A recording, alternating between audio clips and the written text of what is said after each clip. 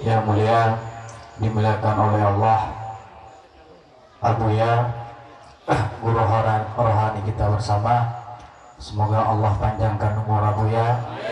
semoga Allah sehatkan badan Abuya, semoga Allah berikan apa yang ada dalam dada Abuya diberikan ke dalam dada kita semua, dan semoga perjuangan Abuya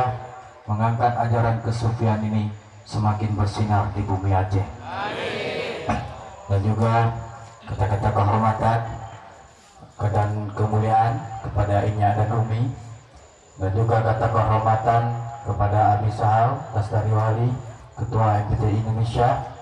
dan juga kata hormat kepada Wakil Bupati Aceh Jaya, dan juga kepada Gubernur MPTI Aceh, dan juga kepada Ketua Ratib Seribe, dan kepada Abu Syukri Pango, dan kepada Abu-Abu Wali-Wali Nangro, dan kepada seluruh gubernur, dan kepada seluruh pemuda-pemuda pemudi yang telah berhadir, dan seluruh klub motor telah berhadir pada malam berbahagia ini, dan kepada seluruh jamaah